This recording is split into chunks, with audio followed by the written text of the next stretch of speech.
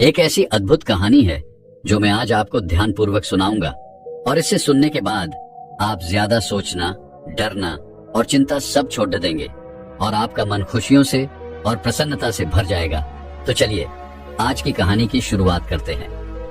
दोस्तों, एक समय की बात है, किसी नगरी में एक युवक रहा करता था। वो युवक अत्यंत दुखी था। वो बहुत निराश था।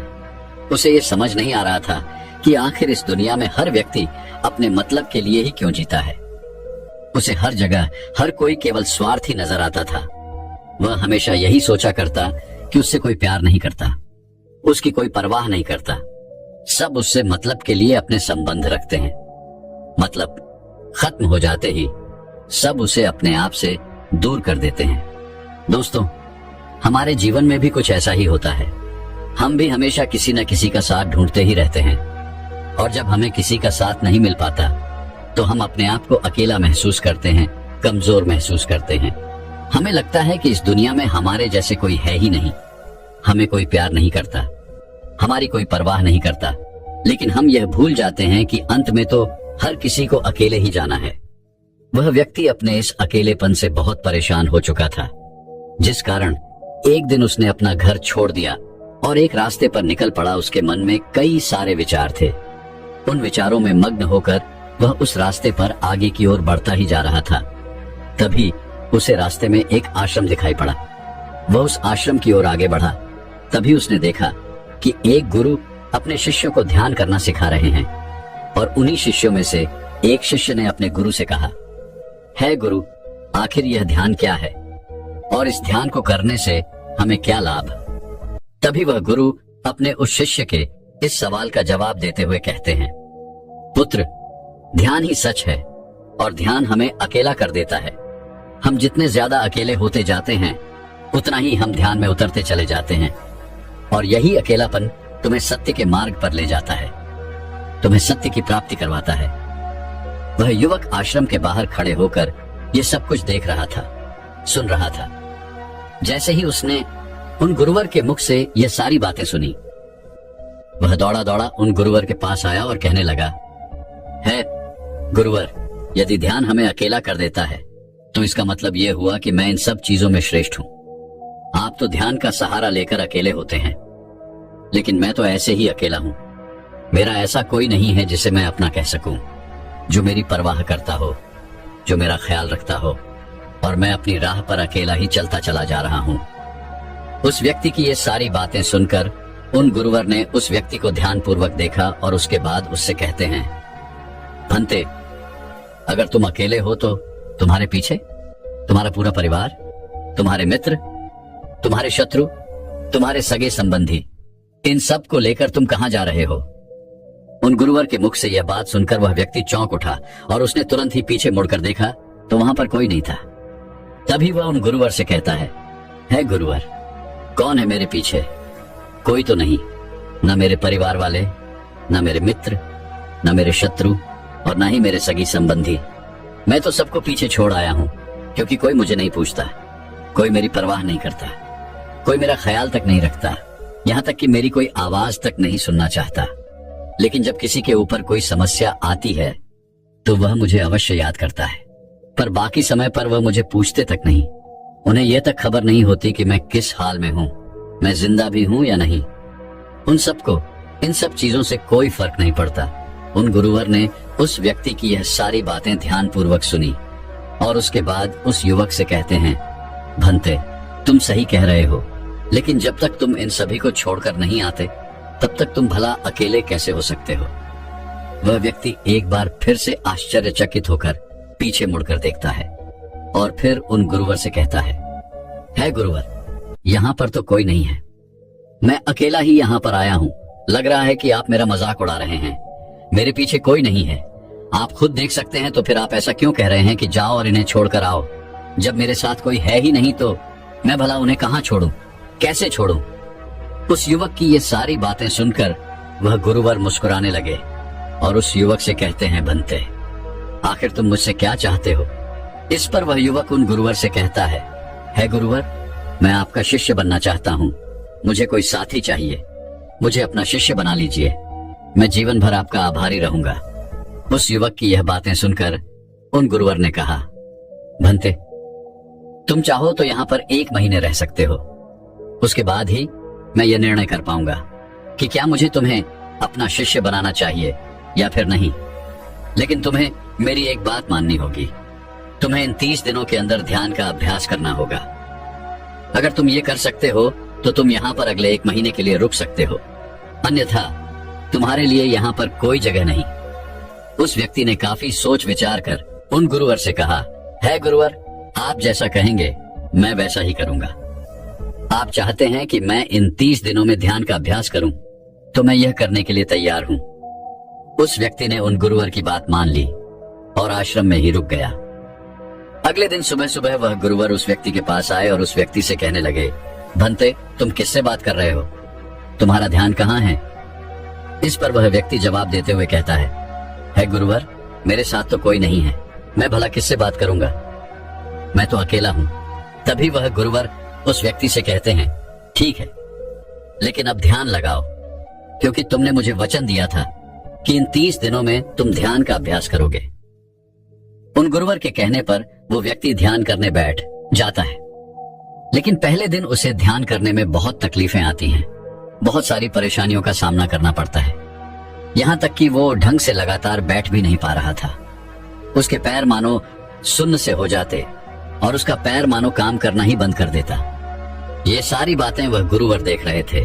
तभी उन गुरुवर ने उस व्यक्ति से कहा, बनते, तुम जितना देर चाहो उतना देर बैठ सकते हो। ये ऐसा कोई जरूरी नहीं है कि तुम एकाएक लगातार बैठे ही रहो। यदि तुम्हें थोड़ी तकलीफ है तो तुम उठ सकते हो, टहल सकते हो और फिर आकर बैठ सकते हो। इतना कहकर वह गुरुवर वहां से चले गए। अगले दिन सुबह सुबह फिर वह उस व्यक्ति के पास आए और उस व्यक्ति से कहने लगे, भंते कौन है? किससे बातें कर रहे हो? कोई आया है क्या? उन गुरुवर की इस बात का जवाब देते हुए वह व्यक्ति उन गुरुवर से कहता है गुरुवर, यहाँ पर तो कोई नहीं है, आप खुद देख लीजिए, मैं भला किससे बातें करूंगा। तभी वह गुरुवर एक बार फिर उस व्यक्ति से कहते हैं, चलो ध्यान का अभ्यास करो। तभी वह व्यक्ति उन गुरुवर से कहता है गुरुवर, क्या केवल आंखें बंद करके बैठ जाना, इसे ही ध्यान कहते हैं? अगर इसे ही ध्यान कहते हैं तो यह तो बड़ा ही आसान है और इसे तो कोई भी कर सकता है, केवल आंखें बंद करके बैठना ही तो है। इसका जवाब देते हुए वह गुरुवर उस व्यक्ति से कहते हैं, भंते, केवल आंखें बंद करके बैठ जाना इसे ध्यान नहीं कहते। ध्यान करने के लिए तुम्हें अपने मन को एकाग्र करना होगा, अपने मन को किसी एक चीज पर लगाना होगा। वह कोई भी चीज हो सकती है, बाहर की कोई आवाज या तुम्हारे भीतर से आने वाली ये सांसें, इन सांसों के अंदर और बाहर होने की आवाज। तुम ऐसी किसी भी चीज पर ध्यान लगा सकते हो जो लगातार वर्तमान समय में घट रही है, ताकि तुम्हारा पूरा ध्यान उस चीज पर एकाग्र हो और तुम्हारा ध्यान कहीं भी भटके नहीं, जिस कारण तुम उस पर ध्यान लगा पाओगे। और एक बात और याद रखना, जब तुम उस चीज पर ध्यान लगाओगे तो तुम्हारा ध्यान हटना नहीं चाहिए। इतना कहकर वह गुरुवर वहां से चले गए। अगले दिन जब वह सुबह सुबह एक बार फिर उस व्यक्ति से मिलने आए तो उन्होंने एक बार फिर उस व्यक्ति से कहा, भंते, आज कौन आया है? किससे बातें कर रहे हो? बड़ी जोर जोर से आवाज आ रही है। तुम यहाँ पर खुद शांति पाने आए हो या फिर दूसरों को अशांत करने के लिए? वह व्यक्ति उन गुरुवर से कहता है गुरुवर, पर यहाँ पर तो कोई है ही नहीं, तो मैं भला किससे बात करूंगा? यहाँ तक कि अभी तक मेरे मुख से एक शब्द तक नहीं निकला है, तो फिर आपको कैसे जोर जोर की आवाजें कहां से आ रही हैं? और जब मैंने एक शब्द भी नहीं बोला तो मैं भला दूसरों के लिए अशांति का कारण कैसे बन सकता हूं? तभी वह गुरुवर उस व्यक्ति से कहते हैं, ठीक है, चलो ध्यान का अभ्यास करो। तभी वह व्यक्ति उन गुरुवर से कहता है गुरुवर, मेरा एक प्रश्न है, क्या मैं आपसे पूछ सकता हूं? तभी वह गुरुवर उस व्यक्ति से कहते हैं, पूछो, तुम्हें क्या पूछना है? तभी वह व्यक्ति उन गुरुवर से कहता है गुरुवर, आप कहते हैं किसी भी एक चीज पर ध्यान लगाओ, जो वर्तमान समय में घट रही हो उस पर अपना पूरा ध्यान लगा दो। लेकिन जब मैं अपनी सांसों पर या फिर किसी ऐसी चीज पर ध्यान लगाने का प्रयास करता हूँ जो लगातार घट रही है, तो मेरा ध्यान लगातार नहीं रह जाता। मैं पल पल भटकता रहता हूँ। कभी मुझे कुछ याद आने लगता है तो कभी मुझे कुछ और याद आने लगता है। वो पुरानी चीजें, वो पुरानी यादें मेरा पीछा नहीं छोड़ती। आपके कल यहाँ से चले जाने के बाद मैंने ध्यान करने के लिए बहुत प्रयास किया, लेकिन वह पुरानी यादें बार बार मुझे याद आ रही थी, जिस कारण मैं एक चीज पर ध्यान लगा ही नहीं सका। तो अब मुझे क्या करना चाहिए? उस व्यक्ति की यह सारी बातें सुनकर वह गुरु मुस्कुराने लगे और वहां से चले गए। उन गुरुवर की हंसने की वजह उस व्यक्ति को समझ नहीं आई। अगले दिन सुबह सुबह एक बार फिर वह गुरुवर उस व्यक्ति के पास पहुंचे और कहा, भंते, ये तुम क्या कर रहे हो? इतना आलस, चारों ओर आलस ही आलस फैला हुआ है। अपने पास से आलस को भगाओ, अन्यथा यह तुम पर हावी हो जाएगा और फिर तुम हमेशा इसके अधीन बनकर रहोगे। तभी वह व्यक्ति गुरुवर से कहता है गुरुवर, आप तो रोज एक ही बात कहते हैं कि यहाँ पर कोई है, लेकिन मुझे तो कोई नजर आता ही नहीं। आप ही बताइए, यहाँ पर कौन है? तभी वह गुरु वह उस व्यक्ति से कहते हैं, ठीक है, चलो अभ्यास के लिए चलते हैं। तभी वह व्यक्ति उन गुरुवर से कहता है गुरुवर, मेरा एक प्रश्न है, आपकी आज्ञा हो तो मैं आपसे पूछना चाहता हूँ। है गुरुवर। उस व्यक्ति से कहते हैं, हाँ पूछो, क्या प्रश्न है तुम्हारा? तभी वह व्यक्ति उन गुरुवर से कहता है गुरुवर, आपकी कृपा से अब मैं पहले से बेहतर तरीके से ध्यान कर पा रहा हूँ, लेकिन अभी भी मुझे एक समस्या आ रही है, और वह यह है कि जब भी मैं अपनी सांसों पर ध्यान देता हूँ तो मेरा मन एकाग्र तो होता है और मैं पहले से ज्यादा और अच्छी तरह से ध्यान भी लगा पाता हूँ, लेकिन ध्यान लगाते लगाते मुझे नींद आने लगती है और मैं सो जाता हूँ। फिर उसके बाद मुझसे ध्यान नहीं हो पाता। उसके बाद केवल बस मुझे नींद ही नींद आती रहती है और मैं ध्यान की तरफ फिर अपने आप को मोड़ नहीं पाता। उस व्यक्ति की यह बात सुनकर वह गुरुवर उस व्यक्ति से कहते हैं, यह तो अच्छी बात है। इतना कहकर वह वहां से चले जाते हैं। 5वें दिन जब सुबह सुबह वह गुरुवर उस व्यक्ति के पास पहुंचते हैं तो वे कहते हैं, भंते, तुमने इतने लोगों को क्यों बुला रखा है? इतने सारे लोग तुम्हें ध्यान नहीं करने देंगे। तुमने इतने सारे लोगों को क्यों बुलाया है? इन्हें यहाँ से जल्दी भेजो। मुझे ये बिल्कुल नहीं पसंद। तुम तो यहाँ पर अकेले आए थे जैसा कि तुमने कहा, तो फिर इतने सारे लोगों को तुमने आज क्यों बुला रखा है? इन्हें अभी के अभी वापस छोड़कर आओ। तभी वह व्यक्ति उन गुरुवर के बारे में मन ही मन ये सोचता है कि लगता है गुरुवर पागल हो चुके हैं। जब भी रोज आते हैं तो हमेशा एक ही बात कहते हैं कि यहाँ पर कोई है, लेकिन मुझे तो कोई नजर ही नहीं आता। बड़ी विनम्रता से उन गुरुवर से कहा, है गुरुवर, शायद आपकी आंखें जो देख पा रही हैं वह मैं नहीं देख पा रहा हूं। मुझे तो यहाँ पर कोई नजर नहीं आता। फिर आपको कैसे? यहाँ पर लोग ही लोग नजर आ रहे हैं। फिर गुरुवर उस व्यक्ति से कहते हैं, अच्छा ठीक है, चलो अब ध्यान का अभ्यास करते हैं। तभी वह व्यक्ति उन गुरुवर से कहता है गुरुवर, मुझे ध्यान के वक्त नींद आती थी। जैसा कि मैंने आपको बताया था, उस पर तो मैंने नियंत्रण पा लिया, लेकिन अब जब भी मैं ध्यान करने बैठता हूँ, किसी एक चीज पर अपना ध्यान केंद्रित करता हूँ, तो मेरे मन में विचारों का सैलाब होता है। मानो विचारों की बाढ़ सी आ जाती है। इतने विचार तो आंख खोलकर भी मैंने कभी नहीं देखे होंगे, जितने की आंखें बंद करने के बाद मुझे नजर आते हैं। और इन विचारों में कुछ ऐसे विचार भी मेरे मन में आते हैं जिनके बारे में आज तक मैंने सोचा तक नहीं है। मुझे उनके बारे में कुछ भी नहीं पता। ये सब क्यों हो रहा है गुरुदेव? उन गुरुवर ने उस व्यक्ति की यह बात सुनकर उस व्यक्ति से कहा, अच्छा ऐसा हो रहा है। इतना कहकर वह गुरुवर वापस चले गए। अगले दिन सुबह सुबह वह गुरुवर एक डंडा लेकर उस युवक के पास पहुंचे और एक डंडा जड़ते हुए उस युवक से कहते हैं, मैंने तुम्हें पहले ही कहा है, इतने सारे लोग मुझे पसंद नहीं, तुम्हें इन्हें छोड़कर आना होगा। आखिर तुम रोज रोज इन्हें क्यों ले आते हो? इतनी भीड़ इकट्ठा करके तुम्हें क्या लाभ? आज के बाद यह यहाँ पर नहीं आने चाहिए। इस बात का ख्याल रखना। यदि आज के बाद यहाँ पर कोई भी नजर आया और तुम्हारी बक बक मुझे सुनाई पड़ी, तो मैं तुरंत ही तुम्हें इस आश्रम से निकाल दूंगा। तभी वह व्यक्ति बड़ी विनम्रता से उन गुरुवर से कहता है गुरुर, मुझे तो ये समझ नहीं आता कि मुझे कोई नजर ही नहीं आता, लेकिन आप रोज एक ही बात कहते हैं कि यहाँ पर मैंने भीड़ इकट्ठी कर रखी है। जिन लोगों को भी मैंने लाया है उन्हें मुझे छोड़कर आना होगा, लेकिन मैं आपसे हर रोज एक ही बात कहता हूँ कि मुझे कोई नहीं नजर आता, ना ही मुझे कोई यहाँ पर दिखाई पड़ता है और ना ही मैं अपने मुख से एक शब्द भी निकालता हूँ, लेकिन फिर भी आप कहते हैं कि आपको लोगों की आवाजें सुनाई पड़ रही हैं। तभी वह गुरुवर है उस व्यक्ति की इस बात का जवाब देते हुए कहते हैं, क्या तुम्हारे मित्र, तुम्हारे परिवार वाले, तुम्हारे सगे संबंधी, तुम्हारे शत्रु, तुम्हारी इच्छाएं, तुम्हारी वासनाएं, ये सब क्या तुमसे मिलने नहीं आते? वह व्यक्ति उन गुरुवर से कहता है, नहीं गुरुदेव, मुझसे कोई मिलने नहीं आता। मैं तो यहाँ पर अकेला ही आया था और अभी भी मैं अकेला ही हूँ, मेरा कोई नहीं।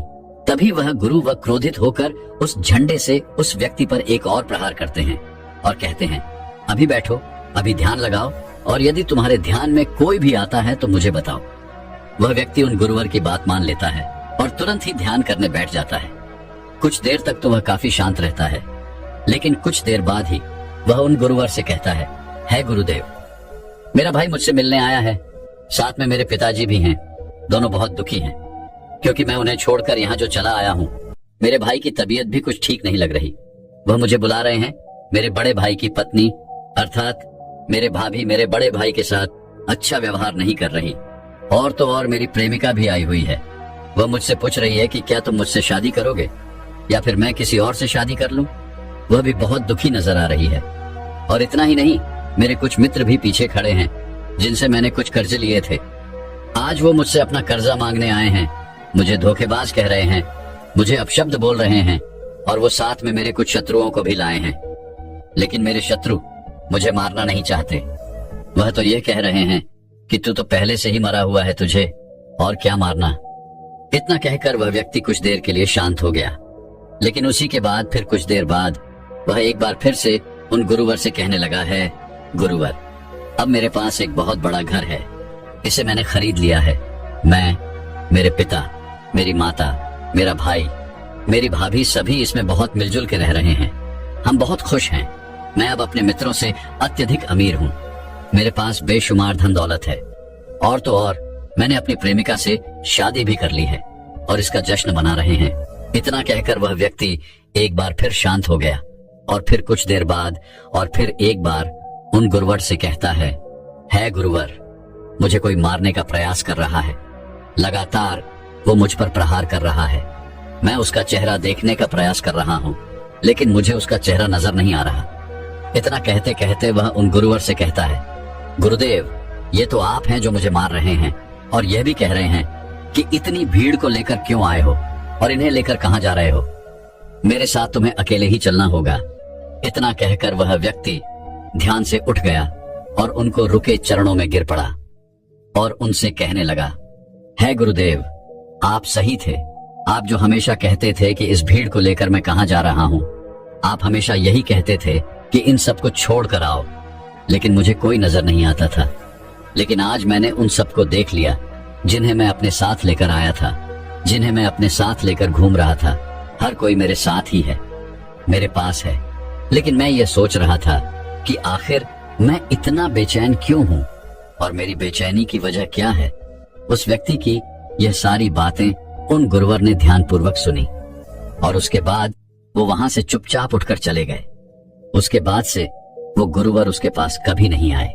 लेकिन वह व्यक्ति हर रोज ध्यान का अभ्यास कर रहा था और पूरे 1 महीने बाद जब वह उन गुरुवर के पास पहुंचा तो उन गुरुवर से कहने लगा है, गुरुवर, जैसा कि आप कहते थे कि मैं हमेशा अपनी भीड़ को अपने साथ लेकर घूमता हूं, तो आज मैंने उस भीड़ को विदा कर दिया है और अब मैं बिल्कुल अकेला हूं।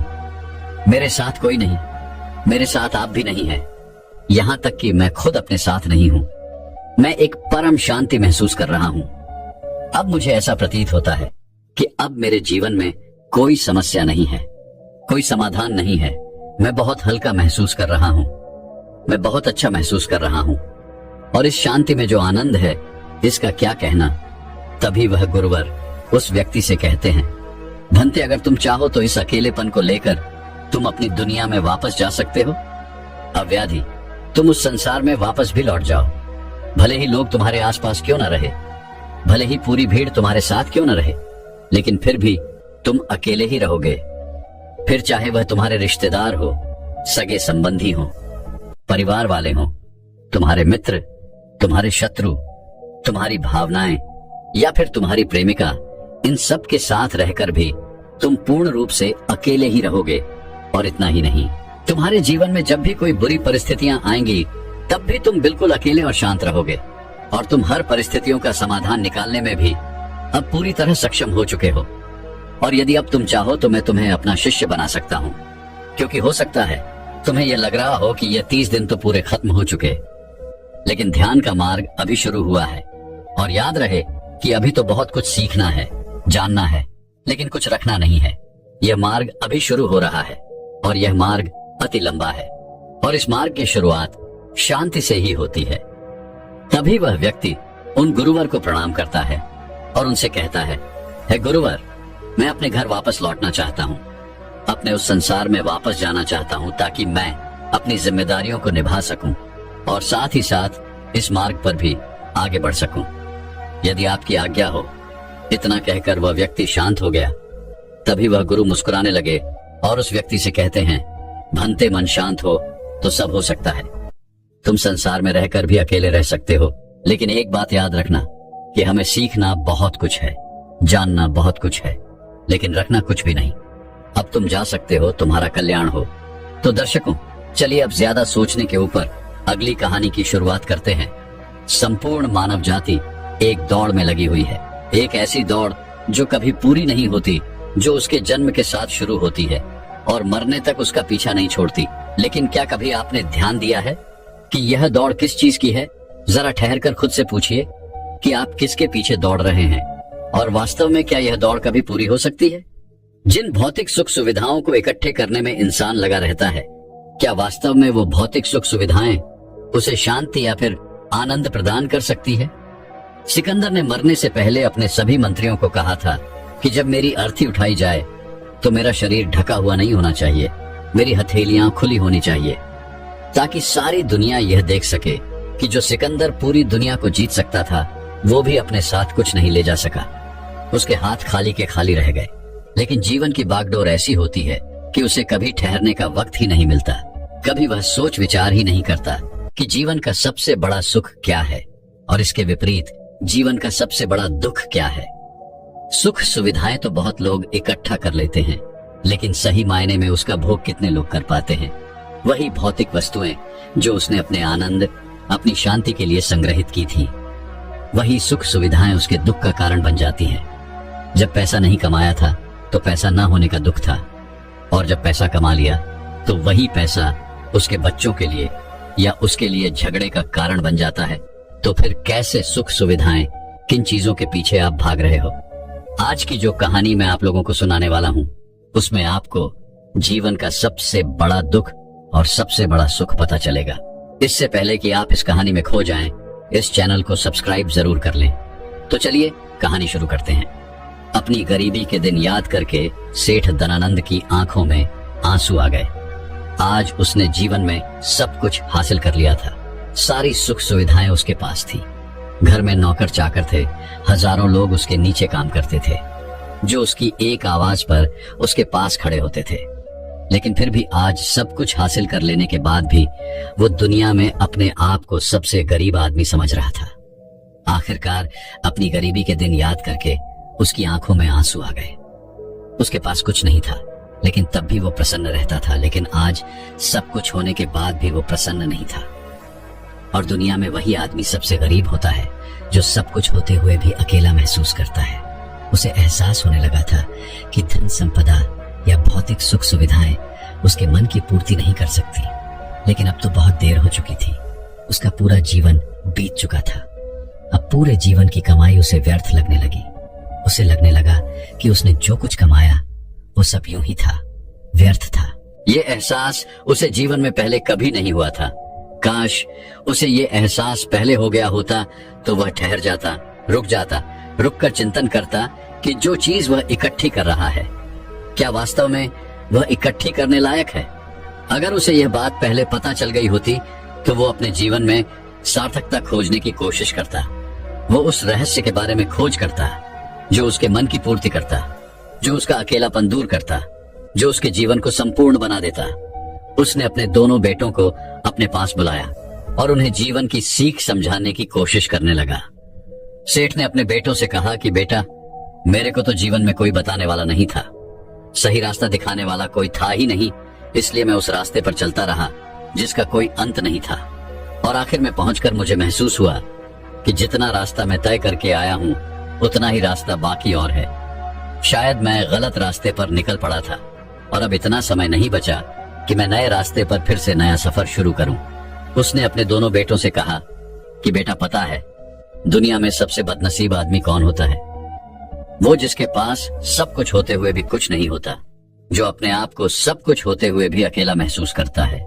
भला इससे बड़ा दुख, इससे बड़ी बदनसीबी और क्या हो सकती है? ये सुनकर उसके बड़े बेटे ने कहा कि पिताजी सब कुछ तो आपके पास है, धन संपदा, पूरा परिवार, सारी खुशियां आपके पास है, लेकिन फिर भी आप अपने आप को बदनसीब क्यों समझते हैं? उसका बड़ा बेटा वह नहीं समझ पा रहा था जो उसके पिता उसे समझाने की कोशिश कर रहे थे। फिर भी उसने अपनी बात को समझाने की कोशिश करते हुए कहा, अभी तुम्हें लगता है कि जीवन में तुम्हारे पास सब कुछ है। मुझे भी तुम्हारे उम्र में ऐसा ही लगता था, लेकिन अब मैं बूढ़ा हो चला हूं। कुछ समय बाद मेरी मृत्यु भी नजदीक है और अब मुझे एहसास हो रहा है कि दुनिया में तो सब कुछ पीछे छूट जाता है।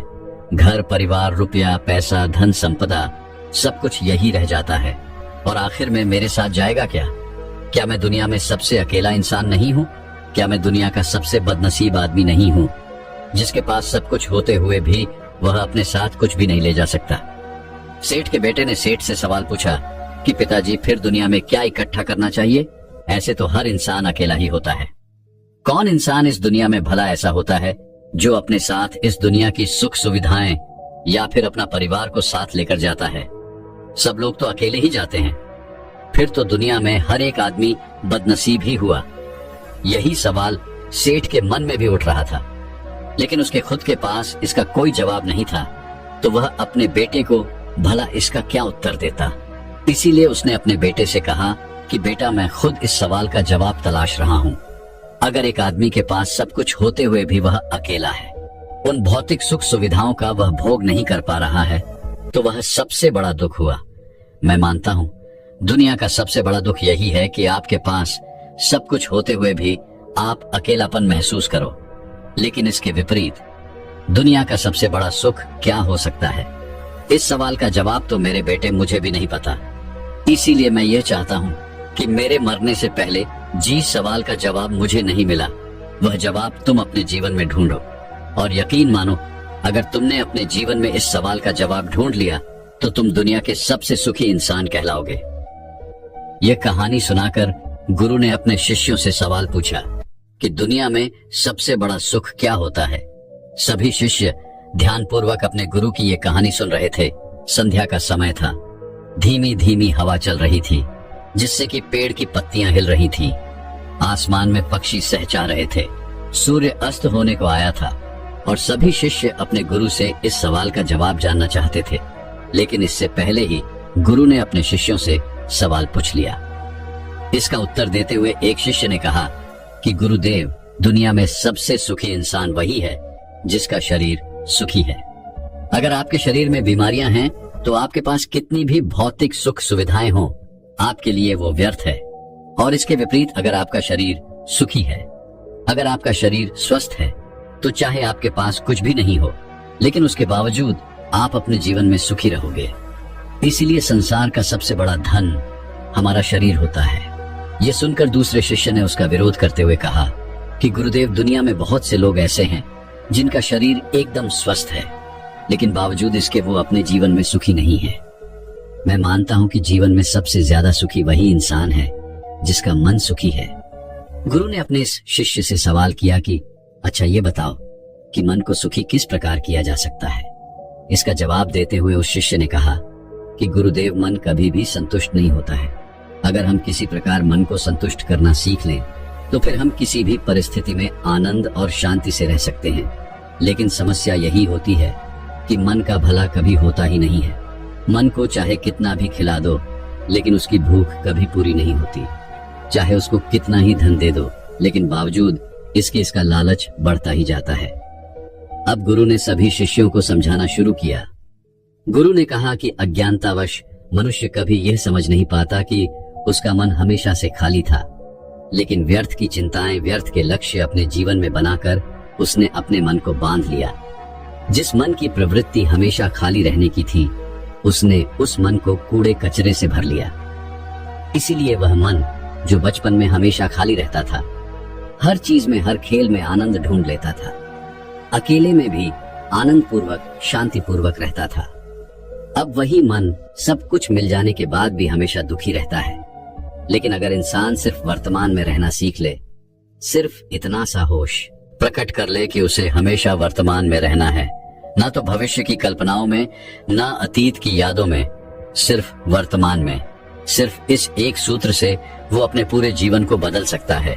वर्तमान में रहकर सभी सूक्ष्म सुविधाओं का भोग करना, पूर्ण होश के साथ, पूर्ण आनंद के साथ हर एक चीज का भोग करना, सिर्फ यही जीवन को सुखी बना सकता है।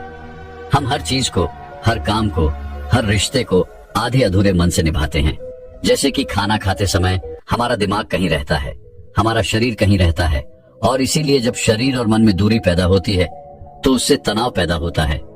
अगर आपका शरीर और आपका मन और मस्तिष्क सभी एक जगह पर संगठित होना सीख लें, तो फिर आप अपने जीवन में उस शांति, उस आनंद का एहसास कर पाएंगे जो बड़े बड़े योगी पहाड़ों में तपस्या करके प्राप्त करते हैं। लेकिन इसके लिए जीवन में ज्ञान के प्रकाश का उदय होना बहुत आवश्यक है, क्योंकि अज्ञानता में आप अपने मन को कभी नहीं समझ पाएंगे। मन को समझना इस दुनिया का सबसे कठिन कार्य होता है। अगर आप अपने मन को जबरदस्ती वर्तमान में खींच कर लाने की कोशिश करेंगे तो आप बहुत जल्दी परेशान हो जाएंगे। ये कार्य बड़े धीरे धीरे, बड़ी निष्ठा और प्रेम के साथ किया जाता है, बड़े संयम के साथ किया जाता है। अगर आप इसको जबरदस्ती करने की कोशिश करेंगे तो आप तनाव में आ जाएंगे, आप बहुत जल्दी हार मान लेंगे। इसलिए कदम कदम पर आगे बढ़ा जाए तब मंजिल सामने ही है। और यह कहकर गुरु ने सभी शिष्यों से कहा कि अब हम ध्यान करेंगे। ध्यान करने से मनुष्य का मन, उसका मस्तिष्क वर्तमान में स्थापित होना सीख जाता है। धीरे धीरे प्रतिदिन ध्यान का अभ्यास करने से वह उस आनंद और शांति का अनुभव कर पाता है जो सांसारिक वस्तुओं में कहीं नहीं मिलता, जो किसी भौतिक सुख सुविधा में नहीं मिलता। और इसके बाद सभी शिष्य अपने गुरु के साथ ध्यान में लीन हो गए। दोस्तों, मैं उम्मीद करता हूँ कि यह कहानी सुनने से आपके जीवन में अच्छे बदलाव आए होंगे। आपको इस वीडियो से क्या सीखने मिला ये कमेंट करके जरूर बताएं, और अपने परिवार, दोस्तों या आपके करीबी इंसान के साथ ये कहानी शेयर करके